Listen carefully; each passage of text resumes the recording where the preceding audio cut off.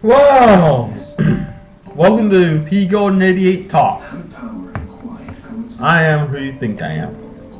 Anyway, this week's puzzle is around the BAHAY. It's from the Philippines version of the Wheel of Fortune. And here's the puzzle. You see the letters have already been used. K, S, T, L, N, E.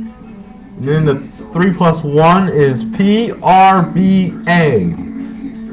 The P as in Papa, B as in boy, R as in Robert, and A as in apple. See, you still have a few spaces to fill in, don't you think?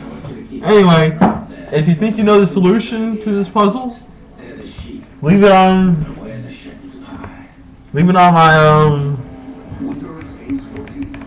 my whatchamacallit. Leave it on my video here. But anyway, and nobody's giving me any ideas this week, so let's talk about the Super Bowl. As we know, this Sunday, the Jets and the Colts, who I've already met in the Super Bowl before, will be playing for the American Football Conference Championship. Now, how could two teams from the same conference meet in the Super Bowl? I'll tell you. Back in Super Bowl III, the Colts represented the National Football League. The upstart Jets represented the American Football League. That's how those two teams met in the Super Bowl. The champions of both those leagues, which by this point it was the first Super Bowl to actually be known as the Super Bowl, but it'll be 2 more years before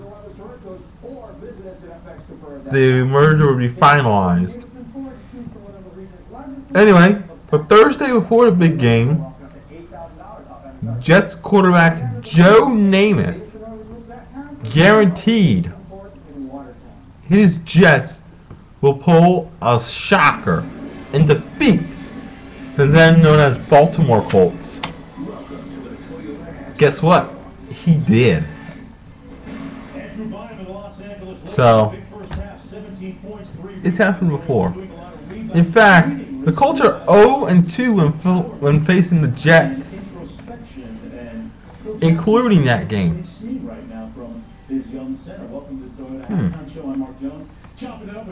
However, the Colts are 3-0 when hosting the conference championship.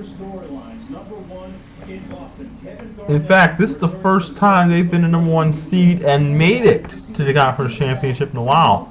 Don't forget the last time they went to be the #1 seed, they were eliminated in the first round, well, in their first round game, the divisional round, by the 6th seed, and then the eventual Super Bowl champion, Pittsburgh Steelers. Which reminds me, the teams that have the most Super Bowl titles, there are 3 teams with at least 5 titles. San Francisco 49ers, 5-0 in the Super Bowl. The Dallas Cowboys, I think it's 5-2. And the team that has the most Super Bowls is the Super Bowl 43 champion, Pittsburgh Steelers. They are 6-1 in those big games. In fact, that one made Dallas the second team to win 5 Super Bowls. San Francisco being the first team, they did it a year earlier. The Steelers had to wait 10 more years in order for them to get to their 5th title and win. Now, just so everyone's clear on this, the Super Bowl is going to be on the 7th. So it's going to be on the 7th of February on CBS. Next year, the Super Bowl will be in, let's see here, 2011, 45. Yeah, next year the Super Bowl will be in North Texas, Arlington, Texas to be precise, in the Cowboys Stadium, which is expected to expand to over 100,000 fans to be in attendance for that game. Then in the 2012 Super Bowl 46 will be played in Lucas Oil Stadium in Indianapolis. That game will be on NBC. But that's a long way off. And quite frankly, I'm not going to worry about Super Bowls more than a couple years away. Oh, did you see last night's basketball game? Yeah, the Lakers and Cavaliers. LeBron versus Kobe. You know what? I think that's going to be a finals rematch this year. That should be a NBA Finals rematch. Remember, Cleveland swept the season series from the Lakers. And for the first time this 09-10 season, the Capitals and the Penguins squared off. That's probably going to be the decisive matchup to determine who goes to get Lord Stanley's Cup. Now remember, this year, ladies and gentlemen, if you follow hockey, there will not be an All-Star game played this year due to the Olympic Games. The National Hockey League, NBC and Versus, as well as CBC and TSN up in Canada, and RDS, which is the French network in Quebec. I'm assuming it's just Quebec. I don't know about that though. I can't get TSN or RDS up here in upstate New York in the United States. I think though that I don't know. But bottom line is this. Well, yeah. Once every 4 years, the National Hockey League will break. They'll take a break for the duration of the Winter Olympic Games. Then anyway, I've run out of things to say about my rant.